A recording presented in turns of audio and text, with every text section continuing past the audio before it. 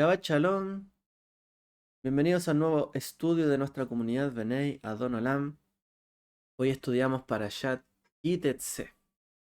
Significa cuando salgas a la guerra contra tus enemigos y el Señor tu Dios se entrega en tus manos y los tomes en cautiverio y veas entre los cautivos una mujer hermosa, la desees y la tomes para ti por mujer, la traerás a casa, rasurarás su cabeza y cortarás sus uñas. Y parte la porción de esta semana.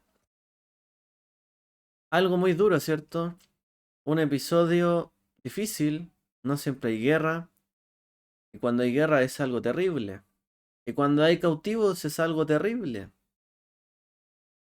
Y además, cierto, en medio de todo ello, hay gente que queda a la deriva, gente que no sabe qué va a hacer de su vida, y es tomada, cierto, cautiverio para, en este caso, ser la mujer de un hijo de Israel. La Torá indica diferentes, cierto, formas que, o sea, diferentes pasos a seguir para poder concretar em, este deseo, ¿cierto? De este hombre. Y sigue hablando, y sigue hablando.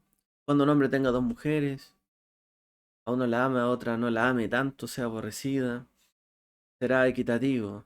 Si un hombre tiene un hijo terco y rebelde, que no obedece, lo castigarán, etcétera. Si un hombre comete un pecado de muerte, se le dará muerte y será colgado en un árbol. Si alguien ve extraviado el buey de su hermano o su oveja, sin falta lo llevarás a tu hermano, lo cuidarás. Si encuentras un nido de pájaros por el camino, en un árbol, con polluelos o huevos, la madre echada está sobre los polluelos, no tomarás la madre con los hijos, sin falta dejarás ir a la madre. Cuando edifiques una casa nueva, harás un muro en tu azotea. No sea que traigas culpa de sangre sobre tu casa si alguno se cayera. No sembrarás tú viña con dos clases de semilla. Darás borlas en las cuatro puntas del manto con que te cubras. Ficción. Y así, y así, y así. Vemos, ¿cierto? Una gran cantidad de leyes e instrucciones que se nos dan en estas porciones, en esta porción. Yeshua dijo, ustedes han oído que se dijo, ojo por ojo, diente por diente. Pero yo digo, no resistan al que les haga mal. Si alguien les da una bofetada en la mejilla derecha, vuélvele también la otra. Si alguien te pone pleito para quitarte la capa, déjale también la camisa. Si alguien te obliga a llevar la carga una milla, llévasela dos. Al que te pida, dale. Y al que quiera tomar de ti prestado, no le devuelvas la espalda. Ustedes han oído que se dijo, ama a tu prójimo, odia a tu enemigo.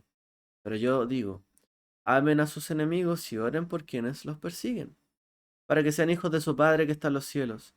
Él hace que salga el sol sobre malos y buenos, y que llueva sobre justos e injustos.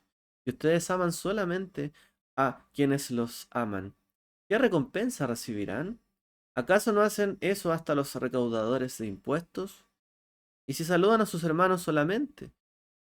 ¿Qué demás hacen ustedes? ¿Acaso no hacen esto hasta los gentiles? Por tanto, sean perfectos como su Padre Celestial es perfecto. Eso nos dice el maestro en sus palabras. El rey Salomón, dijo en el libro de Mishlei, es decir, Proverbios 25, 21 al 22. Si tu enemigo tiene hambre, dale de comer pan. Y si tiene sed, dale de beber agua. Porque así amontonarás brasas sobre su cabeza. Y el Señor te recompensará. Ante esto, dijo un sabio, Rabino Yehoshua Ibn Shub. Inicialmente él rechazaba la traducción popular de la palabra jote, que significa sacar las brasas. Em, y él escribe, Dios no permita que el rey Shlomo sugiriera que uno realice actos de bondad hacia su enemigo con el propósito de vengarse de él. Más bien la palabra remoción, ¿ya? Remover, significa esto. Quien realiza actos de bondad, concluye él, hacia su enemigo, remueve brasas ardientes. O sea, porque la traducción popular dice, así amontonarás brasas sobre su cabeza. Él dice más bien esta palabra, en vez de amontonar, significa remover. Porque quien realiza actos de bondad hacia su enemigo remueve brasas ardientes, es decir, la ira del corazón de su enemigo, y así promueve la paz. Alternativamente, si la palabra significa amontonar, o sacar, o colocar, la intención sería que uno puede realizar actos de bondad hacia su enemigo para que su enemigo se avergüence de seguir odiándolo. O sea, así amontonará sobre su cabeza brasas ardientes. O sea, su enojo persistirá en él y vas a acumular más enojo sobre él, haciéndole el bien. Pero él dice, no, no significa esto. En realidad esta palabra es remover, ¿no? Como se traduce popularmente amontonar. Esto es algo interesante, ¿no?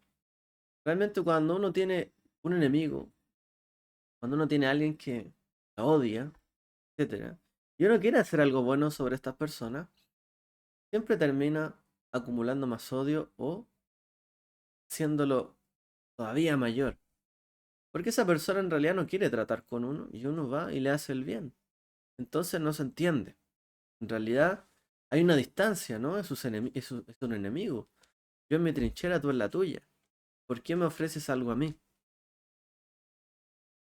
Pero en realidad el tema está en la intención. Si yo trato de hacer lo bueno, ¿cierto? Si mi enemigo tiene hambre, doy de comer. Pero no lo hago para que me odie más o piense, yo soy el que te dio de comer. O sea, me odias y además yo te ayudo. ¿Por qué me odias? Y si tienes sed, dale de beber agua. O sea, invéntalo, sosténlo. En realidad, si la intención fuera que yo quiero buscar aún más el odio de mi enemigo al ayudarlo, esto no corresponde. Así amontono, por así decirlo, brasas sobre la cabeza de él, o el odio en su corazón. Pero si lo hago sin la intención de el odio, sino al promover la paz, como lo enseñó el maestro, en realidad de esta forma, ¿cierto? Estamos consiguiendo de que realmente podamos, ¿cierto? Eh, hacer algo más allá de lo que hacen otros, quienes enseñan amarás a tu prójimo, odiarás a tu enemigo. Sabemos, ¿cierto?, que esa frase está en uno de los escritos del Qumran o de los, ¿cómo se llaman los? Esenios. Eso obviamente no está en la Torá. La Torá no dice amarás a tu prójimo, odiarás a tu enemigo. Es una enseñanza, ¿cierto? Digamos, de algunos grupos de la época. Por eso Yeshua nos incita, ustedes, si te piden hacer algo y es tu enemigo, hazlo. O sea, no solamente la escritura dice, si alguien tiene hambre, dale de comer, si tiene sed tu enemigo, dale de beber.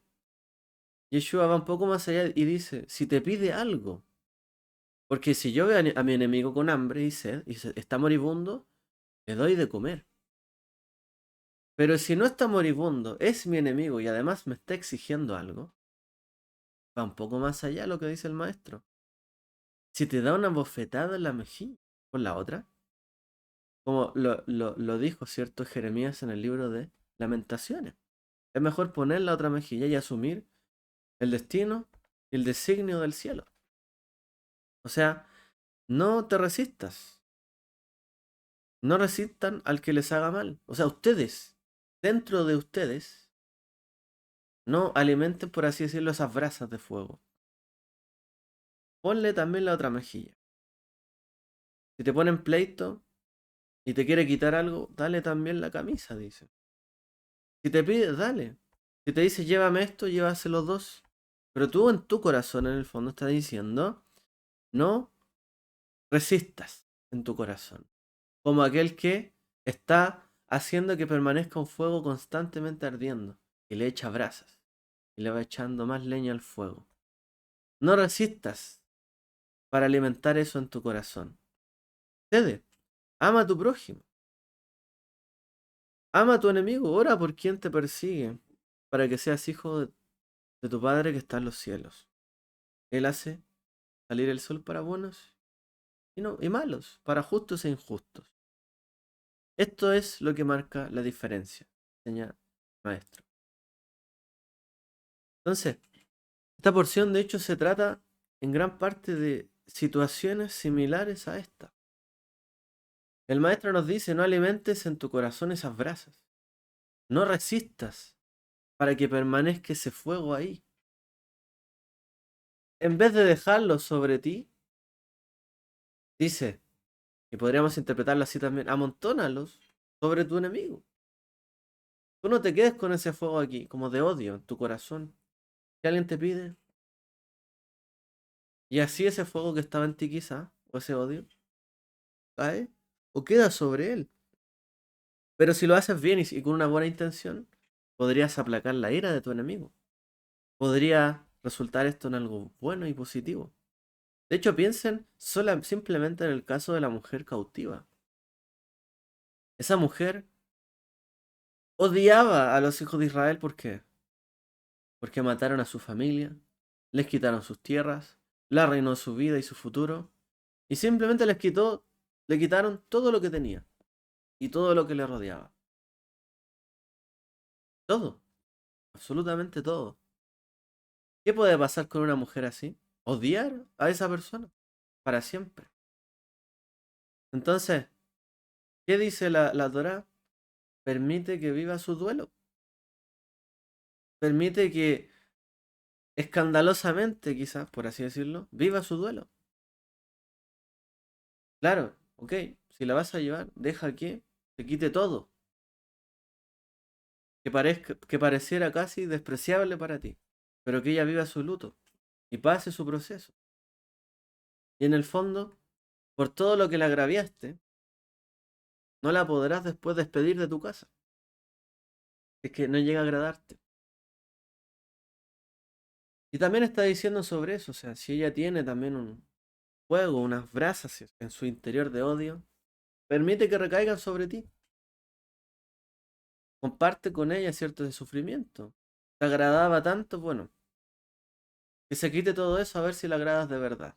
A ver si se aplaca en el fondo ese odio en su corazón y le empieza a ver de verdad. La Torá también nos enseña, no verás el buey de tu hermano, ni su oveja ni su cabra. Abandonados y te esconderás de ellos. Sin falta los devolverás a tu hermano. Si tú tienes un enemigo, o incluso si ves tirado, ¿cierto?, el buey de tu hermano, abandonado, sin falta se lo devolverás. De hecho, esta para allá dice, no verás el buey de tu hermano, ni su oveja, ni su casa, ni su cabra abandonados, ni te esconderás de ellos. Sin falta los devolverás. Pero en Shemot, en el libro de Éxodo, dice, si encuentras el buey de tu enemigo, tu asno extraviado, te lo devolverás repetidas veces. De tu enemigo, te lo devolverás. O sea, no permitas que esas brasas se acumulen dentro de ti. Mira, haciendo el bien y actos de justicia y bondad, pon eso sobre él. Finalmente es tu enemigo el que decidirá cómo actúa contigo, si seguirá odiándote en su corazón o si a través de tus actos en realidad cambiará su opinión de ti. Pero tú no seas como ellos, dice el maestro. Tú sé como un hijo de tu Padre que está en los cielos. No les guarden rencor ni los odies. Si te quieren hacer daño, si te quieren pedir, no solamente si lo ves moribundo, con hambre y sed, dale de comer y beber. Si te quiere pedir algo, dáselo. Pero no te guardes eso tú en tu corazón, dice el maestro. Así que si encuentras al buey de tu enemigo, guárdaselo, cuídaselo y devuélveselo en buenas condiciones de la Torah. Este mandamiento es de aplicabilidad general, el de nuestra porción. O sea, si ves buey extraviado, guárdalo. No importa quién sea, de quién sea. Si lo ves, cuídalo. Pero el mandamiento de la otra porción, que quiere decir devolver o cuidar el buey de la persona que es mi enemigo, es un acto que va, como hemos mencionado en otras ocasiones, lifnim meshurat adim, que va más allá del juicio, más allá de la letra de la ley, que es aplicable a una persona, sobre todo una persona que quiere conquistar su mala inclinación, Yetzirará, o que quiere conquistar las pasiones que lo dominan, que quiere conquistar el deseo, ¿cierto?, que hay en su corazón, su enojo, su odio, rencores, etcétera.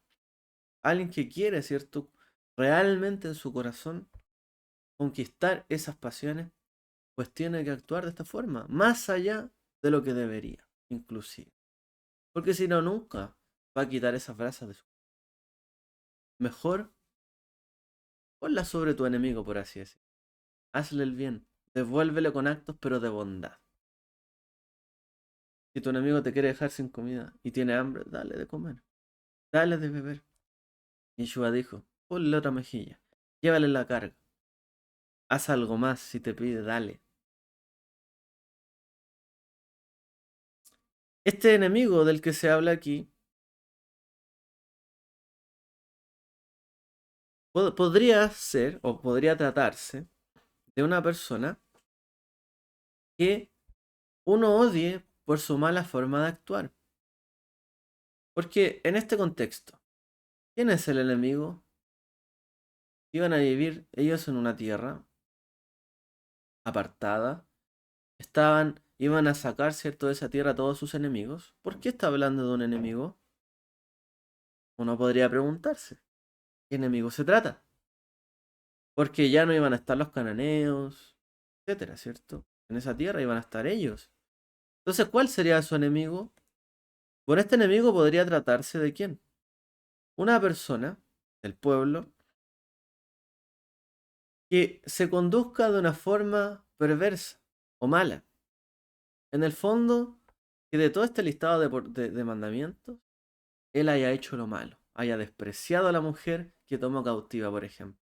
Que sea una persona que no devuelve el buey que ve extraviado, que no lo cuida, que tiene dos mujeres, ama a una, aborrece a otra y hace privilegios entre sus hijos. Que si tiene un hijo terco y rebelde, inmediatamente lo acusa y se quiere deshacer de él, etcétera. O sea, es una persona que no actúa conforme a la escritura y que es repulsivo y odiable ante los hijos de Israel, el resto del pueblo. Porque, de nuevo, ¿qué otro enemigo iba a haber aquí, en este lugar? Difícilmente. Entonces, ¿por qué? Porque está prohibido también odiar al prójimo. O sea, si la Torah dice, no odiarás a tu hermano ni guardarás rencor en tu corazón, ¿por qué está hablando por otro lado a tu prójimo que odias? O sea, guarda el buey de tu prójimo que odias. Si no puedes odiar a tu prójimo en tu corazón, ni puedes guardarle rencor. O sea, la Torah prohíbe eso. Está prohibido odiar a otro judío. Entonces, ¿qué podría tratarse de una persona que actúa de forma odiosa? De una persona que, aún en medio del pueblo, sabiéndose del pueblo, siendo de él, teniendo los mismos principios, habiendo salido de Egipto, habiendo pasado por todo lo que pasaron, sabiendo lo que debe hacer, no lo hace. Sabiendo que no tiene que hacer algo, lo hace igual. Esa persona se transforma, por así decirlo, en un enemigo. Si una persona va en contra de toda la corriente de Israel, actúa en contra de la Torá, hace lo indebido, aun cuando no es mi enemigo, está actuando como uno. ¿Por qué? Porque si en un momento se me extravía algo y él va y lo ve, lo deja pasar y no me ayuda, me perjudicó. Me perjudicó. Y si él toma una esposa cautiva y la trata mal y la maltrata, eso va a generar odio, peleas y me perjudica también a mi paz, etcétera.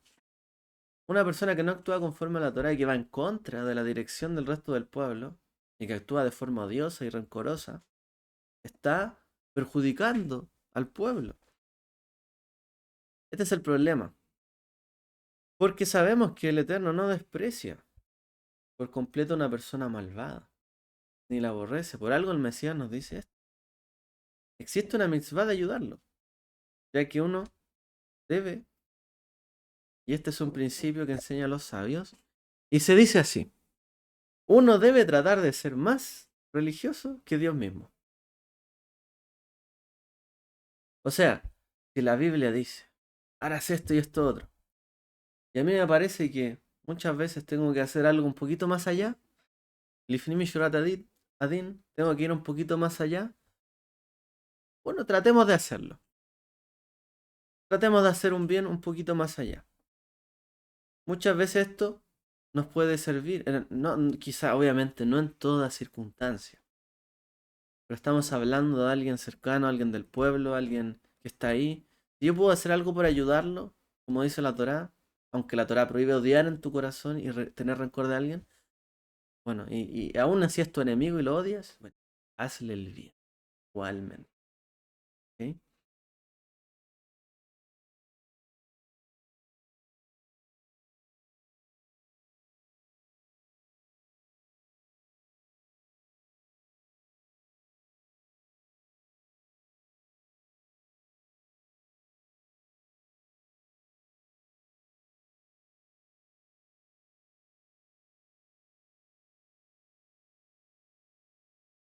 Estaba leyendo los comentarios a ver si vieron varias cosas por ahí.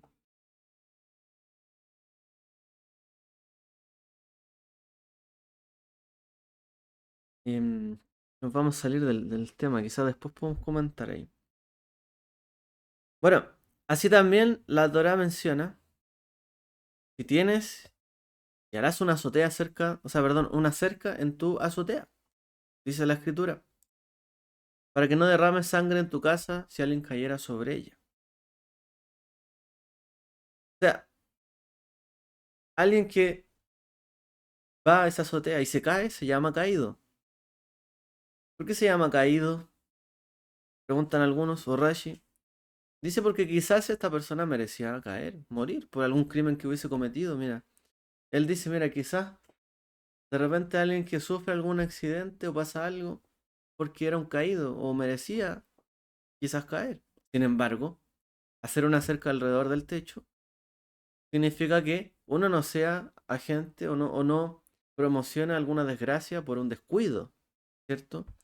Pues las cosas meritorias, las cosas que merecen la pena, se logran por medio de otras cosas que valen la pena. Y las cosas malas vienen por medio de las cosas malas. Es decir, cuando yo hago el bien me persigue. Si yo tengo el mérito de ser cuidadoso y hacer mis cosas con mucho cuidado, no voy a perjudicar a nadie. Al contrario, si yo tengo tanto cuidado en hacer las cosas, pues cuando la gente interactúe conmigo, va a disfrutar de ese cuidado que yo promoví.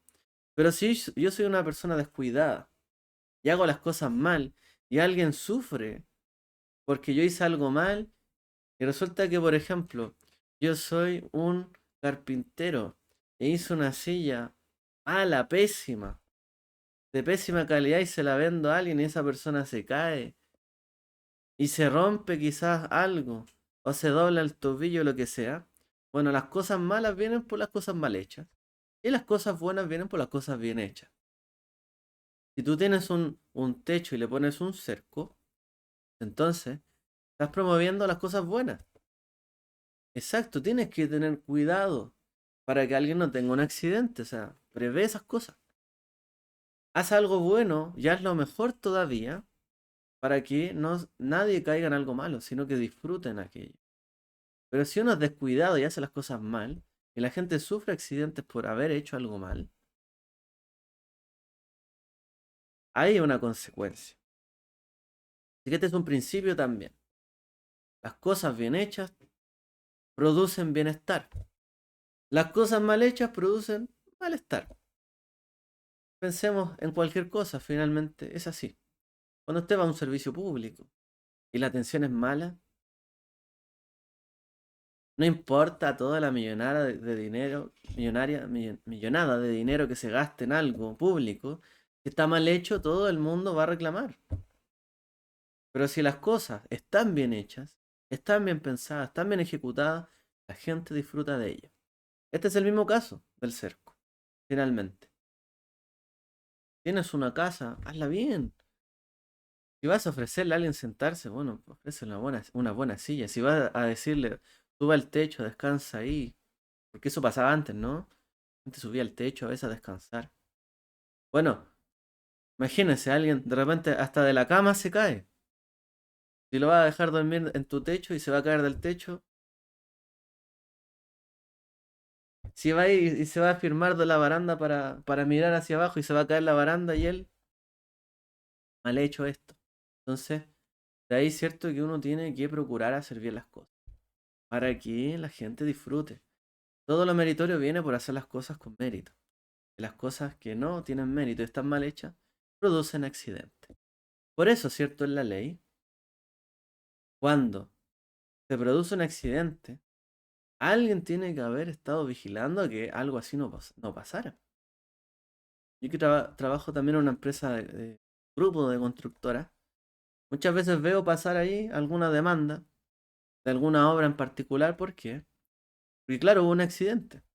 Y a lo mejor el accidente no fue por la empresa donde trabajo, sino que se contrató a alguien. Pero el contratista no tuvo cuidado con algo. Pero ¿qué es lo que pasa? Que la empresa de uno que contrató al contratista no revisó que tuviera todos los cuidados para esa obra. Entonces hubo un accidente, ¿por qué? Pues también por negligencia de la empresa que contrató al contratista y que por ende ocurrió un accidente. Y por lo tanto también tiene una multa. Entonces, somos cuidadores, ¿cierto? Vigilantes los unos de los otros. Tenemos que tener cuidado. Que se me pierde algo.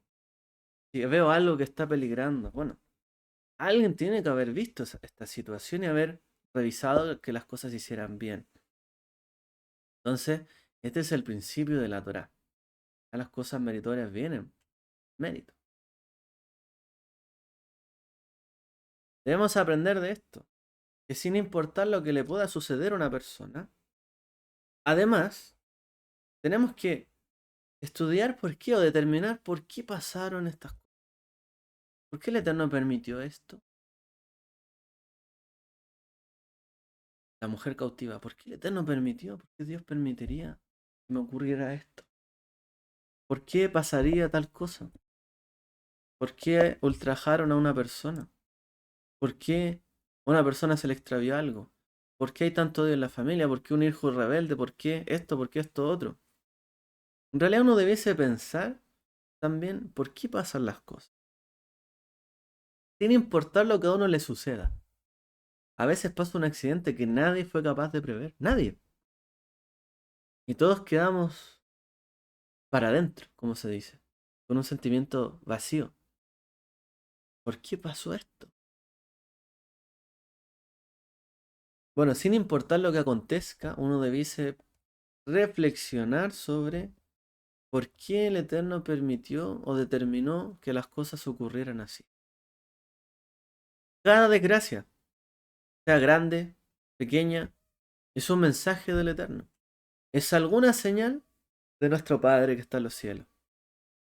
Cuando nosotros estudiamos los detalles de las desgracias, el sufrimiento, la gravedad, la naturaleza, quizás podemos encontrar causas de por qué llegamos hasta donde llegamos. ¿Cuál era el problema en la época de Yeshua? Que los romanos estaban dominándolos, que les pedían llevar cargas, que les quitaban sus túnicas, que los golpeaban caminando en algún lugar. ¿Esa era la raíz de todo problema? El problema en realidad es el odio que hay en medio nuestro y que no puedo yo actuar bien con mis enemigos porque ellos me odian. ¿O en realidad hay algo más allá que esto? ¿Por qué esta persona me odia? ¿Por qué caímos en esto? ¿Por qué nos gobiernan? ¿Quiénes nos gobiernan? ¿Por qué está pasando esto? ¿Por qué hay tanto odio? Entonces Yeshua, y lo que nos dice y enseña, está a favor no solamente de dejar de odiar, sino también de comprender, como dice la Escritura, que cuando uno pone la otra mejilla es porque acepta el designio del Eterno y reflexiona. El libro de Lamentaciones se trata de eso. Vinieron a destruirlo todo, a saquearlo todo. Mataron niños, mujeres, encintas, arrasaron con todo. ¿Por qué? Lama dice, ¿por qué? Dice un montón de veces el libro de Lamentaciones. Pero dice, bueno es para el hombre, desde su juventud, aceptar la voluntad del designio de lo alto, poner su mejilla hacia el que le daña, ¿cierto? Y recibir en el fondo lo que el Eterno le depara. ¿Pero para qué? Para comprender también por qué pasan estas cosas. ¿Por qué ocurrió ese accidente? ¿Por qué el Eterno permitió esto? ¿Por qué tanta desgracia? ¿Por qué a veces tanto odio? ¿No será que en realidad nosotros tenemos el problema? ¿No será que también está en nosotros la capacidad de salir de ese problema o de esa desgracia, de ese círculo de odio? ¿O queremos seguir en ese círculo de odio? Yeshua les decía, ¿qué mérito tienen ustedes? ¿Qué mérito hay en ustedes? ¿No hacen lo mismo los gentiles? ¿Odian a sus enemigos y ustedes también? ¿Qué mérito hay en ustedes? O sea, si ustedes hacen cosas buenas y meritorias del cielo, bien vienen cosas meritorias. Pero si hacen cosas desagradables, menospreciando a otros, odiando, ¿qué le van a venir después? ¿Qué cosas van a venir después? Más odio, más desgracia. Y eso le ocurrió a Israel. Ese era el gran problema de ellos. Criticaban a los demás mucho, un montón, pero no se miraban hacia adentro. Tenemos que aprender que cuando pasan cosas en este mundo es por algo. Y al menos tomemos la oportunidad de reflexionar sobre esto. ¿Cuál es el mensaje que tiene el Eterno? Recuerden que, como dijimos, el mundo está en una balanza perfecta. Y cada acción que el Eterno toma es perfecta. Por lo tanto, cada acción que yo tomo, sea para bien o para mal, inclina la balanza. La inclino hacia la justicia o hacia el pecado, la injusticia. Porque todo lo que ocurre en el mundo yo tengo que saber que es voluntad del Eterno. Nada se sale de su control. Por lo tanto, mis acciones son las que pesan e inclinan la balanza. Y tengo que reflexionar. Hay un pasaje donde enseñan los sabios que un invitado no puede compartir su comida con el hijo de su anfitrión sin permiso. O sea, me invitaron a comer, me dieron de comer y no puedo llegar yo y compartir la comida con alguien que es de la misma casa. ¿Por qué? La Gemara relata en el Tratado del Talmud Julín 94a que este decreto se hizo después de un incidente en el que tres invitados compartieron su comida con el hijo de su anfitrión, sin que éste lo supiera. O sea, la persona invitó tuvo tres invitados, y cada uno de los tres le dio su comida al hijo del anfitrión. Quizás no había suficiente comida, quizás simplemente quisieron decir, no, come tú nomás, no tienes que comer, dale. Pero, ¿qué pasó? Cuando el anfitrión vio a su hijo comiendo, supuso que su hijo había tomado la comida sin permiso y golpeó a su hijo tan fuerte que por desgracia lo mató. Y cuando la madre del niño vio esto, subió al techo y se lanzó del techo. Techo sin un cerco. Cuenta el Talmud. Ocurrió una desgracia así, como esta. O sea, él al tener su invitado y al ver después a su hijo que estaba comiéndose toda la comida, dijo, mi hijo es malvado. Se está comiendo lo de los invitados. Y por castigarlo lo golpea tan fuerte que el niño dejó de respirar. La madre al ver esto no pudo soportarlo, subió al techo y se lanzó del techo. Y murió. O sea, terrible. Desgracia tras desgracia. Entonces, ¿por qué nuestros sabios reaccionaron ante esta situación decretando que los invitados no pueden compartir su comida? Claramente el anfitrión y su esposa reaccionaron de manera irracional. Fue algo irracional lo que ocurrió aquí. Sin embargo, explica nuestro sabio, ellos entendieron que si una tragedia de este tipo podría resultar de compartir la comida con el hijo del anfitrión, pues debe ser un acto que el Eterno desaprueba, aunque no sepamos por qué. O sea, si una desgracia ocurrió por haber hecho eso, pues mejor no hagamos eso, porque puede ocurrir una desgracia. Y quizás de esto es cierto que muchas veces las personas tienen estos típicos designios. Eh, no, es que que no hay que hacer tal cosa para que no te pase esto. Que no hay que sacar. No, yo no sé muchos temas de esto, pero de repente no, que no, no tratar de ver tal cosa, o no tomar la sala aquí y hacer tal cosa. Y la gente habla de este tipo de asuntos. Porque han visto probablemente que en algún momento ocurrió una tragedia. Al pasar eso, o vi un gato negro y ocurrió una tragedia. Algo similar. Los sabios entendieron que hay cosas que son desagradables, aunque no las sepamos, y que traen desgracia. Porque las cosas que tienen mérito no traen desgracia. Pero las cosas que no tienen mérito a veces traen desgracia. Entonces, ojo con eso. Por lo tanto, prohibieron esta práctica y también se espera que nosotros también en nuestra vida busquemos señales que el Eterno desapruebe de nuestras acciones y reaccionemos frente a estas. Y esta es la enseñanza de los sabios. Como los sabios hicieron esto y decretaron, no hay cuando se le da comida a un invitado, el invitado no les debe dar la comida al hijo del anfitrión, porque por algo se la dio a él. No vaya a ser cosa que se malinterprete. Entonces, nosotros también en nuestra vida debemos también revisar qué acciones estamos haciendo, qué reacciones estamos teniendo, qué palabras estamos diciendo que quizás están provocando una mala reacción en los demás, que quizás están trayendo una desgracia. A veces, hermano, cómo se tratan los esposos, puede sonarle gracioso muchas veces cómo se tratan de mal, a veces, pero eso provoca que se vea mal ante los ojos de los demás. A veces las acciones con los hijos, cómo se les habla, provocan una mala reacción de los demás. A veces, ¿cierto? Nuestras acciones en el trabajo, la casa, de repente que la gente sin entender un contexto puede traer una mala razón o circunstancia. A veces una queja de nuestra parte puede ocasionar que lo perdamos todo. O si alguien quería darnos algo, pero nos vivimos quejando, no trajo el mérito de una buena acción y perdimos lo que merecíamos. A veces, a mí me pasa, que vienen las personas con una queja, una y otra cosa, y al contrario, alguna vez se pensó en aquello como algo bueno por el mérito que tenía, pero ahora no quiere el mérito, ahora lo ve como algo desagradable. Entonces, bueno, entonces no tiene mérito que lo haga. Si finalmente no, le desagrada que no lo haga y que no se lleve el mérito por hacerlo. Y punto.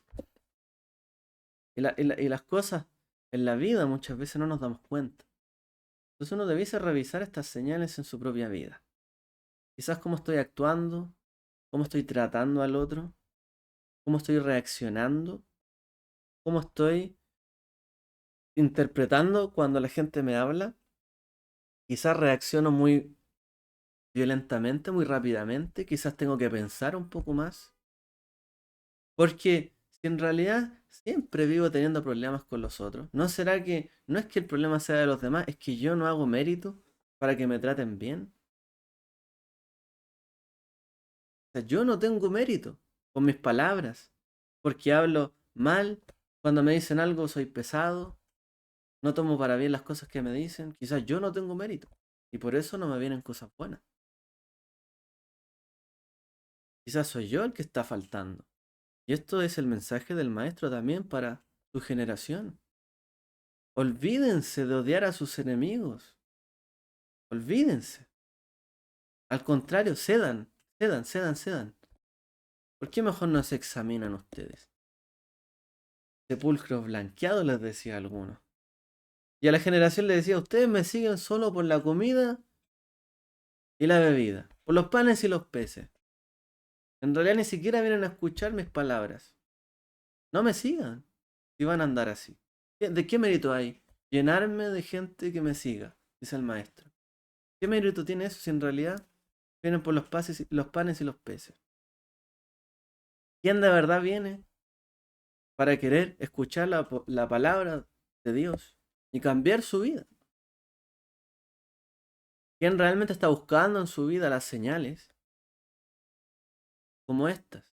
Si tú ves el animal de tu prójimo, cuídalo, guárdalo y devuélveselo en buenas condiciones. Señales, haz mérito en tu vida. Si quieres hacer algo, por ejemplo, esta mujer cautiva, te odia, te aborrece a tu pueblo. ¿Quieres de verdad tener mérito con ella? Bueno, trátala bien. No la despidas después que ya la cogiste. No seas tan despreciable tú de tomar a una mujer en esas condiciones y después despacharla porque no te gustó. ¿Qué mérito tiene eso? Ninguno. Es despreciable. Tomar, ¿cierto?, una mujer, y esto pasa muchas veces, decir, voy a estar contigo para siempre, tal y tal y tal, y después la desprecia, la menosprecia, quizás la difama, la engaña, lo que sea. Por eso la gente se siente tan enojada y dañada en esta vida, porque nuestras acciones no promueven el mérito. En cambio, las acciones del maestro, y tenemos el libro de Hebreos. El libro de Hebreos nos habla del mérito de nuestro maestro, el gran mérito. El Mashiach cumplió en todo y tuvo el mérito, el zehut que se llama en hebreo. Y el zehut, gracias a su mérito, es que él halló gracia ante los ojos del Eterno. No existe tal cosa en la escritura como que solamente me halló gracia alguien ante los ojos de otro por hacer nada.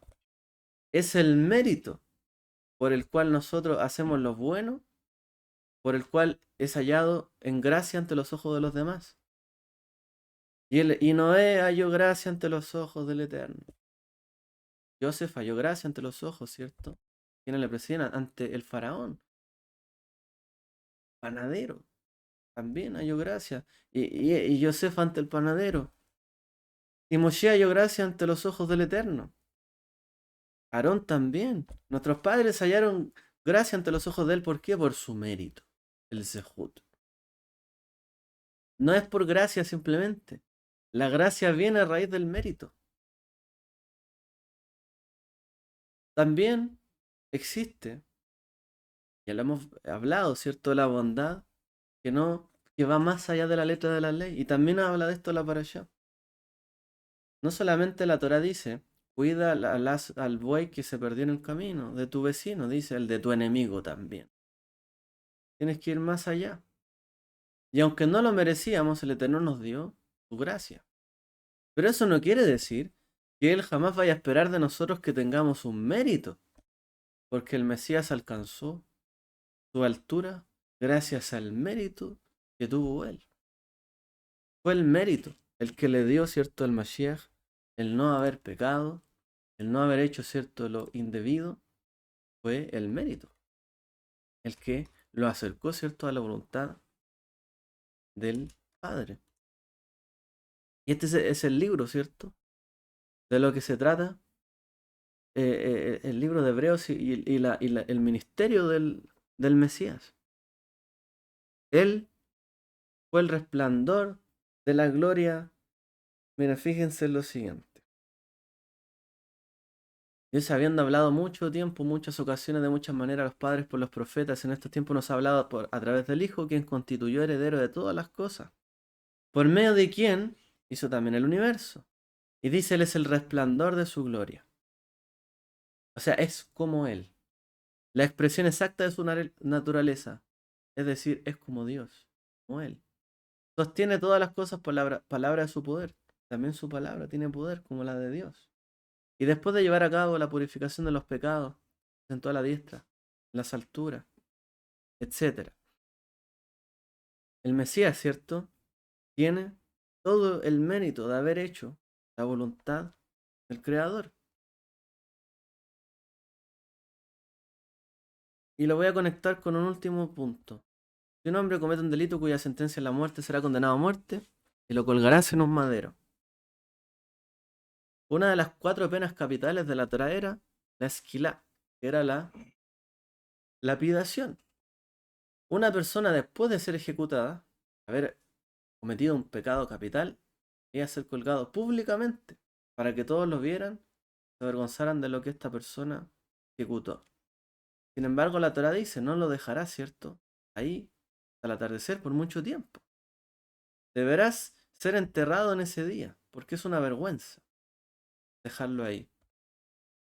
Rashi explica lo siguiente.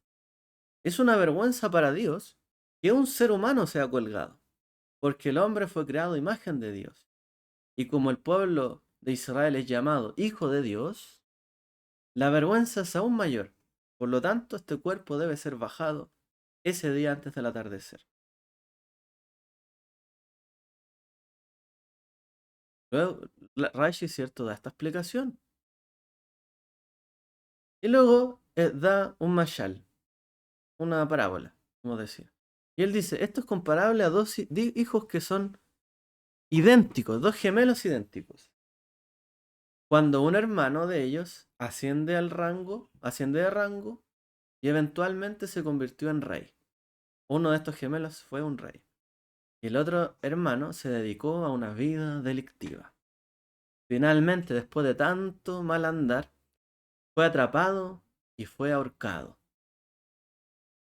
Y fue colgado. Y como es idéntico al rey, cualquiera que pasaba por ahí podría exclamar, miren, el rey fue ahorcado. Y sin darse cuenta de que en realidad era su hermano gemelo.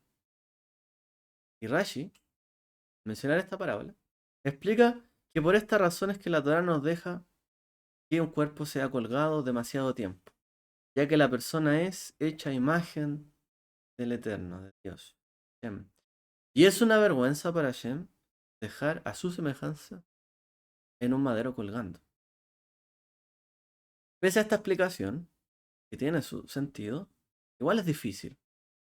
¿Por qué?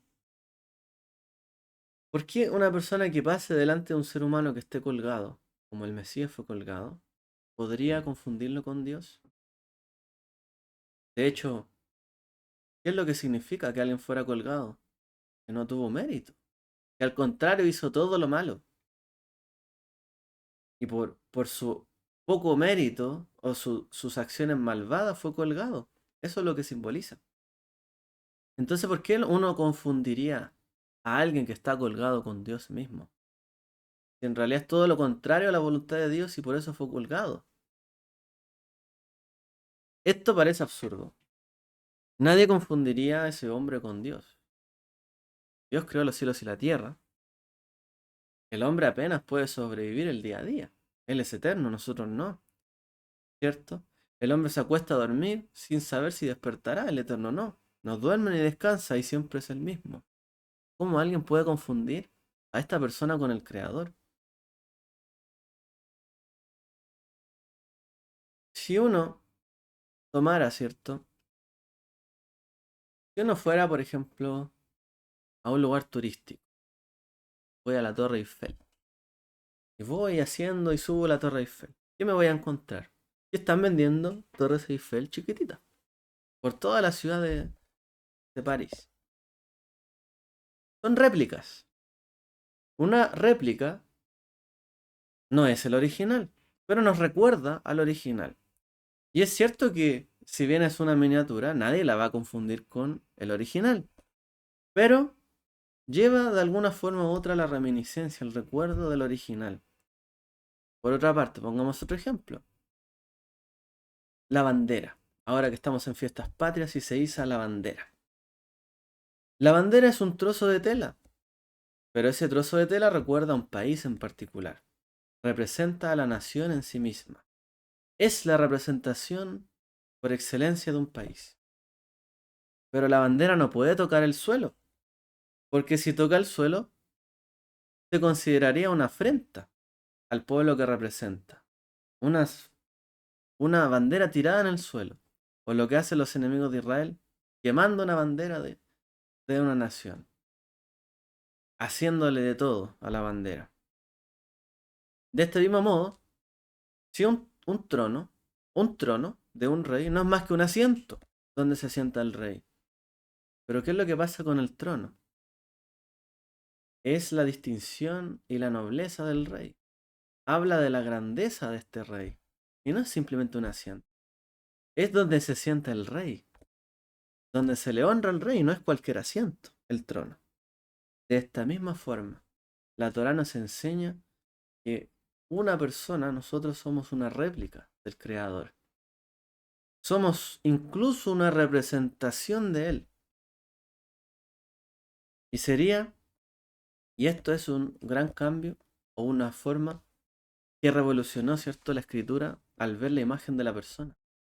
Las personas son como Dios. Porque en la antigüedad se creía que los dioses eran otra cosa elevada, que tenían poder y el hombre no era nada. Pero aquí nos dice, el hombre es una réplica de Dios. Dios lo creó a su imagen y semejanza. Es su representación. Y el hombre es mucho más que simplemente una réplica. Es mucho más que siempre una representación.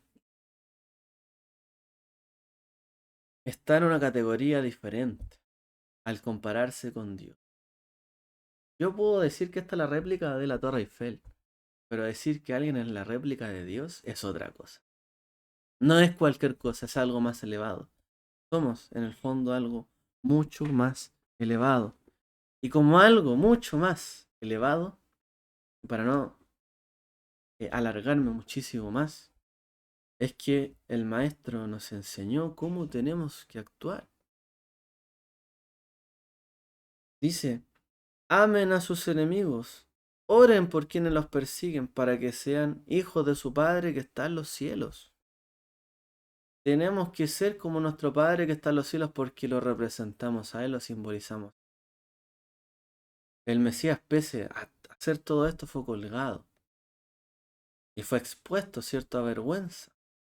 Y tuvo que ser bajado porque era la imagen de Dios en su más alto nivel, siendo humillado hasta lo sumo. Y es terrible esto que ocurrió con el Mesías. Pero Él, ¿cierto?, nos eximió a nosotros a través de este acto, como lo enseña la Escritura, de la maldición. La maldición que viene por no haber cumplido con las expectativas y el mérito que el Eterno nos pide a cada uno de nosotros.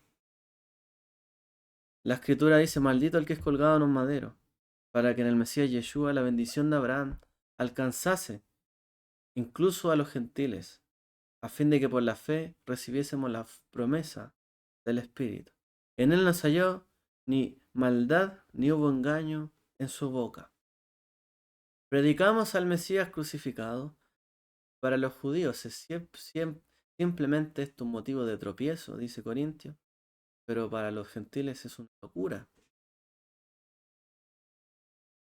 Es una locura que haya sido él hecho a nosotros por maldición. Es una locura que la imagen de Dios sea avergonzada de esa forma. Pero sabemos que no cometió delito, sabemos que hizo la voluntad del Padre, sabemos que nos enseñó a hacer la voluntad del Padre, sabemos que en todo anduvo recto y en la perfección del Padre. Sabemos que la palabra del Padre estaba en él y él estaba en el Padre. Sabemos que él le dijo, tú eres mi hijo amado en quien tengo complacencia, porque hacía el mérito y la voluntad del Creador. Y sabemos, por tanto, que la muerte, que es la última maldición del hombre y de la humanidad, no pudieron con él. ¿Por qué? Porque no faltó mérito en su vida para que la muerte se apoderara de él. Por lo tanto, resucitó y Dios lo resucitó por el mérito que tuvo. Y a través de ese mérito que él tuvo, nosotros también somos resucitados por medio de él. Para los que creemos en él y seguimos en ese camino y creemos que tenemos que tener mérito y ser como nuestro Padre que está en los cielos y lo simbolizamos a él y somos sus embajadores y somos sus representantes. Y tenemos, por tanto, que hacer todas las cosas como si las hiciésemos para Él, cuidando de que a través del mérito de nuestras buenas acciones otros también se beneficien, otros también le conozcan, para que dejando de hacer lo malo y haciéndole el bien incluso a nuestros enemigos, también le conozcan a Él, y el mérito que hay en seguirle a Él es que hacemos lo que hacemos. Y seguir al Mesías y ser resucitados con Él y creer en esto. Porque para algunos es un tropiezo, para otros es una locura seguir al crucificado. Pero para nosotros simboliza que tenemos que perseguir el mérito y la justicia y seguir la voluntad del Creador en todas las circunstancias, para bien y para el que nos hace el bien como para el que nos hace el mal. Tenemos que permanecer en el mérito del Mesías, para que su mérito también nos llene a nosotros y el Eterno cumpla las peticiones de nuestro corazón. Y el Eterno nos llene, ¿cierto?, de bondad y un camino de justicia. Y seamos reconocidos como sus hijos. Si no hacemos esto, seguimos caminando un camino de locura, un tropiezo para otros. Si llegamos a no tener ningún mérito después de haber creído en el Mesías, habremos fracasado como la generación del Mesías fracasó. Pero si revisamos nuestras vidas, si empezamos a cumplir y empezamos a tener precaución de que otros no caigan por nuestra causa, como dice la Escritura, maldito el que haga caer a uno de estos pequeñitos. Si por nuestra causa nadie cae, ni nadie se accidenta de un techo, si por nuestra causa, y somos capaces de ver la justicia y la bondad y el amor, otros se benefician, estamos cumpliendo con ser una viva imagen del Mesías y de nuestro Padre que está en los cielos. Y a esto somos llamados por la Torá. Y este es el camino que tenemos que seguir y este es el camino que elegimos. No elegimos el camino de la gracia para que Dios nos dé todo. Elegimos a través del Mesías el camino del mérito, el camino de la justicia, del amor, y de ir un poco más allá incluso de la ley. Porque si no fuera por ir incluso un poco más allá, ninguno de nosotros tendría gracia. Si todos hemos caído y pecamos y merecíamos la muerte. Por lo tanto, Él nos dio algo más allá. Nosotros también tenemos que dar algo más allá de lo simple que creemos de este mundo. Y esto es el camino del Mesías. Y esto es seguirlo a Él. Y esto es seguir la Torá. Y esto es leer esta mitzvot y ser justo. Y esto es cierto. Aun cuando nos dominen los deseos y queramos algo, ser justo. Y no menospreciar a los demás y hacer el bien. Porque del bien viene el bien. Y de lo malo viene lo malo. Hagamos y elijamos el camino de la vida, el bien, la bendición y el de nuestro Mesías. Que el Eterno les bendiga a todos. Shabbat Shalom.